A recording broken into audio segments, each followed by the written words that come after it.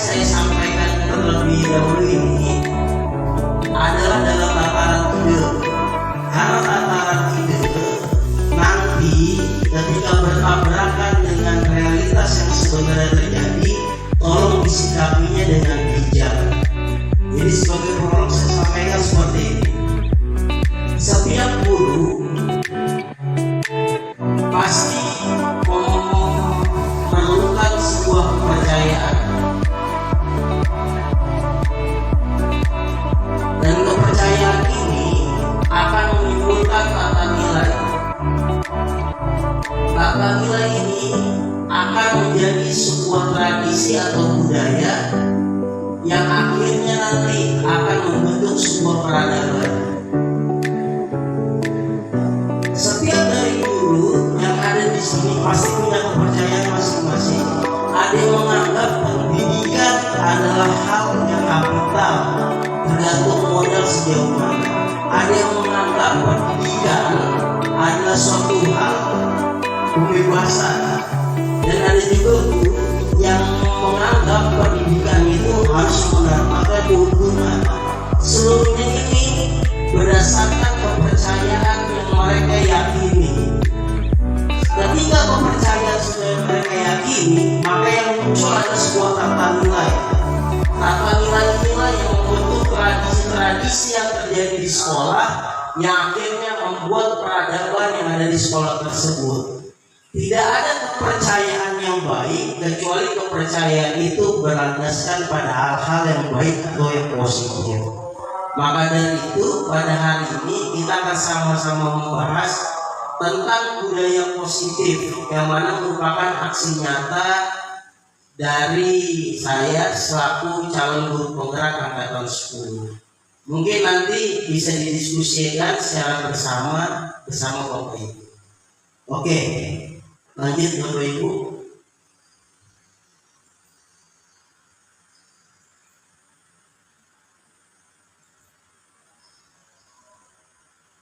Oke, Bapak Ibu, ini ada beberapa hal yang akan kita bahas.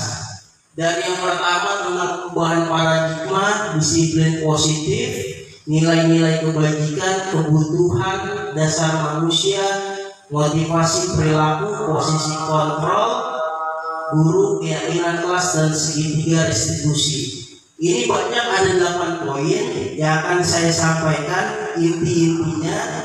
Semoga dalam waktu sesingkat-singkatnya dan tempo sepadat-padatnya bisa dipahami oleh Bapak Ibu guru.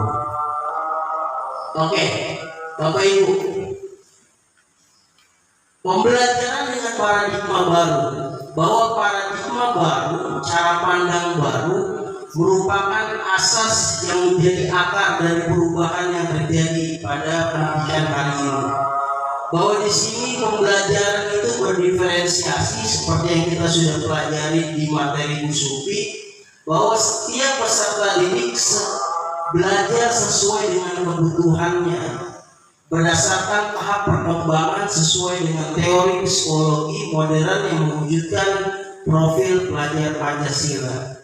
Dan ini yang sudah menjadi gambaran besar dari pendidikan kita hari ini, bagaimana peserta didik diarahkan menjadi pelajar Pancasila dengan ketentuan nilai 6 ini: beriman, berkebinekaan global, mandiri, bergotong royong, bernalar kritis, dan juga kreatif. Next.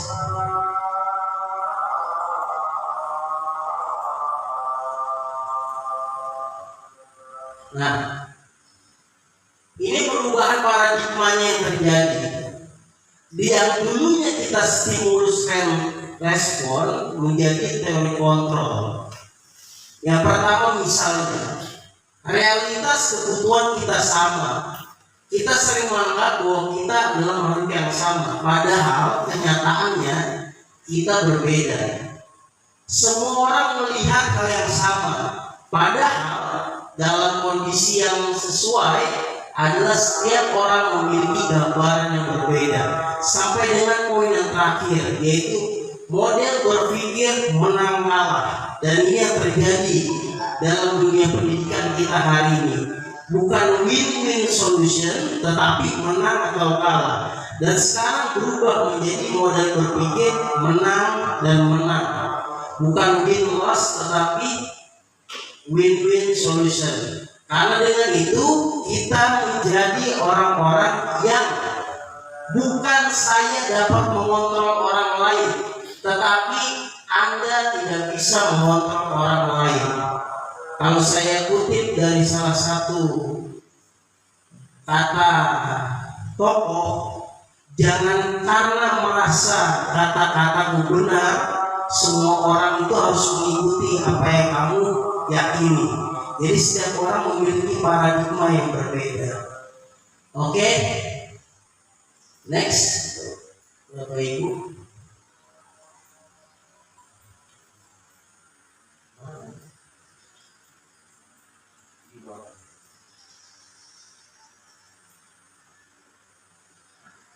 Oke, selanjutnya ada disiplin positif. Apa itu disiplin positif? Disiplin berasal dari kata belajar, yang mana sebagai pendidik tujuan kita adalah menciptakan peserta didik yang memiliki disiplin diri sehingga mereka berperilaku sebagaimana nilai-nilai kebajikan universal.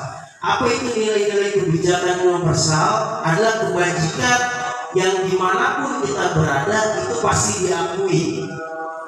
Disiplin mau di Indonesia, mau di London, mau di Singapura, semuanya pasti sepakat bahwa disiplin adalah hal yang baik.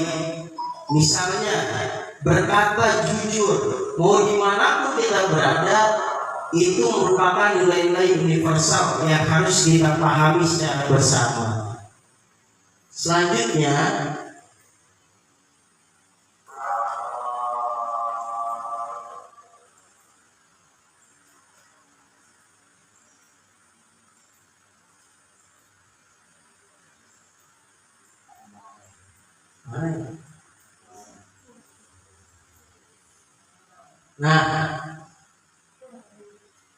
ini nilai-nilai universal Bapak Ibu ya.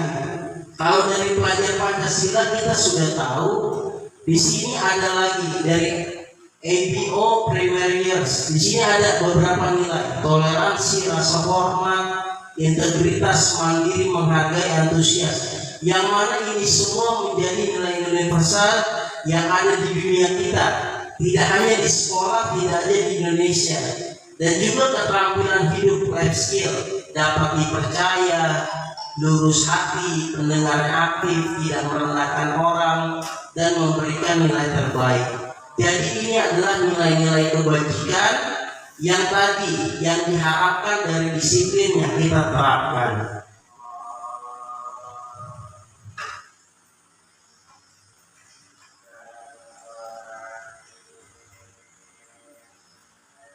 Nah, di sini ada kebutuhan dasar manusia. Bahwa kebutuhan dasar manusia adalah segala sesuatu yang kita lakukan untuk mendapatkan apa yang kita inginkan. Seluruh tindakan yang kita lakukan memiliki tujuan tertentu, itu pasti. Dan semua usaha terbaik yang kita lakukan adalah dalam rangka agar kebutuhan dasar kita dapat terpenuhi dengan baik. Nah, di sini ada beberapa kebutuhan dasar manusia. Yang pertama, kebutuhan dasar bertahan hidup, kasih sayang dan rasa diterima, penguasaan, kebebasan dan kesenangan. Sering kita hadapi dari peserta didik kita ketika memiliki polemik dalam hidupnya, ini tidak lepas dari beberapa hal ini. Ada yang kurang kasih sayang, ada yang kurang penguasaan, ada yang kurang kebebasan, ada yang kurang dengan kesenangan. Yang mana turunannya ada yang Bapak Ibu bisa lihat: bertahan hidup, makan, pakaian, tempat tinggal dan yang lainnya. Dan ini menjadi hal yang fundamental dalam hidup anak-anak kita, sehingga jangan aneh kenapa KJP itu menjadi hal yang sangat sering dibahas dan sangat paling menarik, karena bertahan hidup. Kenapa kasih sayang dan rasa diterima itu penting? Karena ini kebutuhan dasar. Penguasaan, harga diri. Kenapa ada yang berantem dan yang lainnya? Bukan kita melegitimasi berantemnya itu, tapi mereka memiliki harga diri dan keinginan untuk dianggap. Ada juga orang yang ingin bebas, mandiri, memiliki pilihan. Yang jelas kalau saya mungkin masih sering di posisi nomor 1, posisi penghukum. Ketika ada murid salah, saya hukum. Kalau enggak, membuat rasa bersalah. Maksudnya apa membuat rasa bersalah? Kalau kamu berisik, ada ibu kepala sekolah datang, ibu yang disalahkan, sehingga yang muncul adalah bersalah. Ada lagi yang posisi teman, kita bergaul sebagaimana bahasa teman. Ayo dong, jangan berisik, kita sama-sama belajarnya. Ada lagi guru sebagai pemantau, melihat perilaku atau progresivitas dari peserta didik. Dan akhirnya ada guru sebagai manajer. Mungkin untuk tataran kepala sekolah sudah seharusnya posisinya sudah di sini. Kalau nggak manajer, pemantau. Nah, tapi kalau untuk kita di posisi guru, kita sedang berproses dari nomor 1, kedua, ketiga, keempat, dan kelima. Ini Bapak Ibu yang mungkin kita bisa lihat dari 5 posisi kontrol itu. Yang pertama, boleh Bapak digeser? Nah, bisa. Nah, ini Bapak Ibu, 5 posisi kontrol guru. Kalau yang penghukum, hormat pada bendera selama 1 jam, itu hukuman. Nggak tahu alasannya, nggak tahu apa. Cuci WC sampai bersih, ambil sampahnya, ya, hitung jumlah daun dan yang lainnya. Selanjutnya ada guru yang membuat merasa bersalah. Sudah berapa kali ibu bapak katakan harus memberitahu kamu selalu saja membuat kecewa bapak ibu. Selanjutnya, ketika sudah membuat rasa bersalah, ada lagi tipe posisi kontrol yang lain. Apa itu? Bu.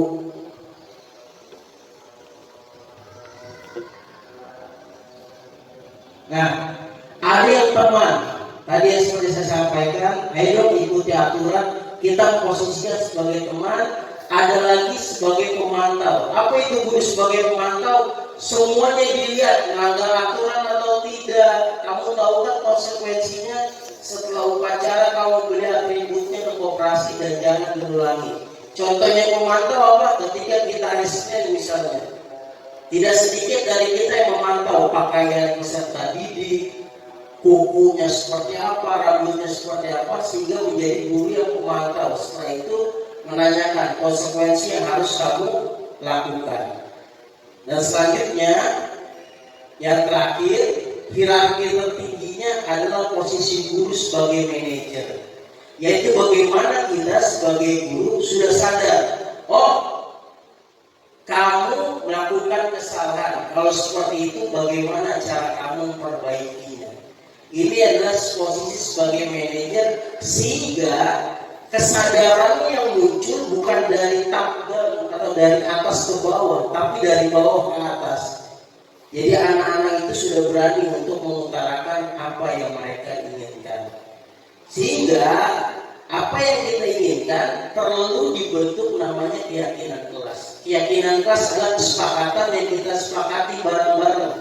Misalnya di kelas tidak boleh terlambat, kita sepakati. Ya, pernyataan universal, pernyataan bersifat positif yang mudah diingat dan yang lain sebagainya. Sehingga keyakinan kelas yang tadinya peraturan dibuat dari otoritas tertinggi ke otoritas ke bawah, selanjutnya kalau keyakinan kelas adalah sistemnya kolektif kolegial, secara bersama-sama dengan murid menimbulkan satu kesepakatan. Nah, ini yang menjadi titik tekan di highlight dalam pembahasan pada kesempatan kali ini, yaitu segitiga restitusi Bapak Ibu. Apa itu segitiga restitusi? Segitiga restitusi adalah proses dialog. Ini yang mungkin harus dikasih tanda besar Bapak Ibu tentang dialog. itu dialog? Apa itu dialog? Dialog itu dia, lu, gua dilibatkan. Jadi bukan dia dan lu doang, guanya nggak diajak, atau lu sama gua aja dianya nggak diajak. Sehingga problematika terbanyak di sekolah adalah hilangnya dialog. Kenapa hilangnya dialog? Karena tidak dilibatkan oleh seluruhnya, hanya dia dan gua atau dia dan lu, sehingga tidak terjadi yang namanya kesepahaman dan juga kelanggengan dalam perjalanan pembelajaran. Nah, dijalankan oleh guru agar dapat menghasilkan murid yang mandiri dan bertanggung jawab. Maka dari itu, dalam tahapan segitiga restitusi ini ada 3 hal. Yang pertama, validasi tindakan yang salah, menstabilkan identitas, dan yang akhir menanyakan keyakinan. Sehingga kita sebagai guru dan murid menjadi sebuah pasangan yang pas.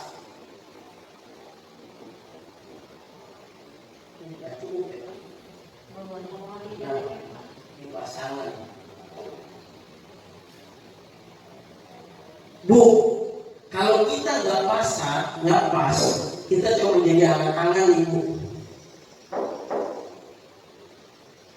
Kenapa pasangan itu harus pas? Kenapa murid dan guru itu harus pas? Ya biar kita nggak jadi angan-angan. Selanjutnya nilai-nilai apa yang telah disepakati, seperti apa gambarannya, sebuah kelas yang ideal menurut kamu seperti apa, kamu ingin menjadi orang yang seperti apa.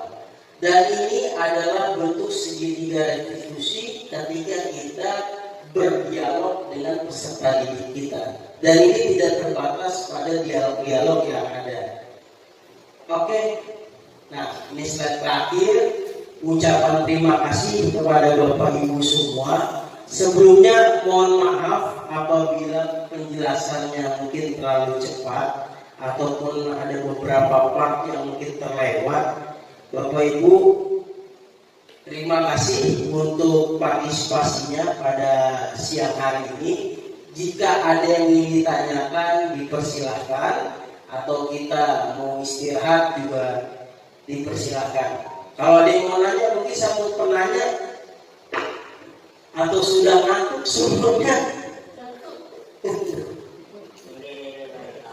Oke, silakan masuk.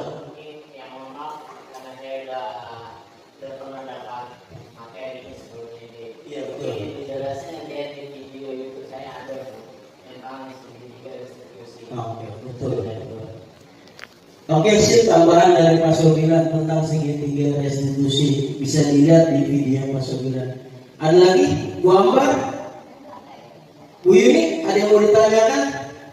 Bu Sufi, Bu Intan, Ibu, Pak Asep, Pak Diri. Oke, terima kasih Bapak Ibu atas waktunya. Tentunya apa yang disampaikan ini bisa bermanfaat atas izin yang Maha Kuasa. Kurang lebihnya dari saya mohon maaf. Billahi bisabil haq. Wassalamualaikum warahmatullahi wabarakatuh.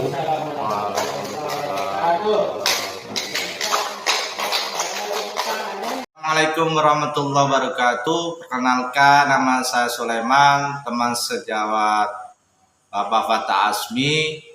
Tadi yang beliau paparkan di depan tentang budaya positif sangat berguna untuk kita semua dan kita harus terapkan di tempat kita tercinta di SDN Duri Pulau 08 Pagi. Terima kasih. Wassalamualaikum warahmatullahi wabarakatuh.